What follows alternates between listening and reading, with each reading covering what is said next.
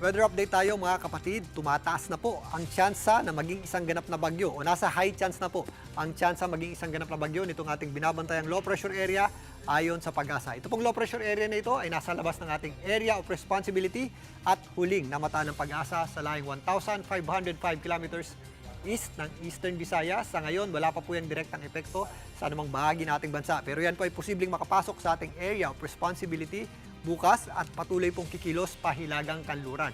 At sa ngayon nga, meron po itong tsansa o medyo may kataasan po ang tsansa niyan mag-landfall o sumabit sa ating kalupaan o landmass bago pumasok ang weekend, particularly dito sa hilagang bahagi ng Luzon at extreme northern Luzon. Kaya meron tayong inaasahang direktang epekto ng paglapit nitong tatawagin natin bagyong Quiapo pag pumasok na po yan sa ating at maging bagyo na po yan. So meron tayong inaasahang direktang epekto niyan sa malaking bahagi ng ating bansa, particularly dito sa Luzon at hihila rin po yan o magpapalakas ng ating habagat o southwest monsoon. Kaya paghandaan po natin mga kapatid, yan po ay maaaring sa pagpasok ng weekend o bago pa pumasok ang weekend. Sa ngayon, meron na po tayong mga malalakas na pagulan dulot ng epekto ng ating habagat dito sa kanlurang bahagi ng Mindanao. Kasama po dyan ang Zamboanga Peninsula, Maguindanao, Sultan Kudarat at ilang bahagi po ng Soc-Sargent area.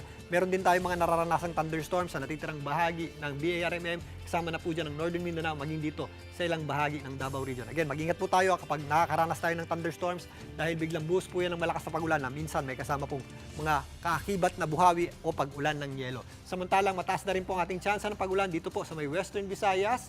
Kasama po dyan ang Negros Islands at ang isla dyan po sa may Panay, kasama po dyan ang Boracay at meron din tayong mga posibleng thunderstorms dito po sa natitirang bahagi ng Visayas at mas madadagdagan pa po ang epekto ng habagat sa mga susunod na araw habang papasok itong inaasahan nating bagyong Quiapo at palapit sa ating landmass o kalupaan. Ganun din po ang ating inaasahang panahon dito po sa Mimaropa na kung saan mas madadagdagan din po yung ating mga tsansa ng pagulan dyan kasabay po ng paglakas ng ating habagat sa mga susunod na araw.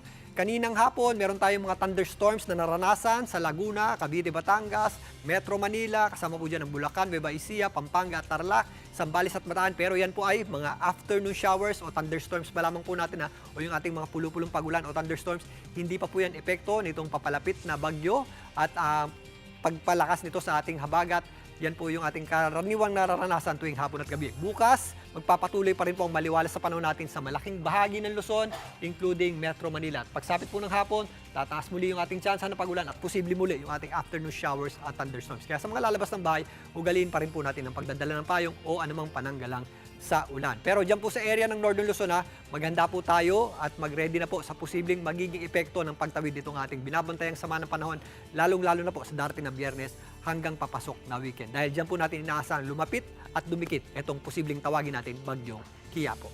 At yan muna ang latest sa ating lagay ng panahon. Muli ako po ang inyong weather frontliner, Alvin Puran. Lagi may panahon para sa iyo.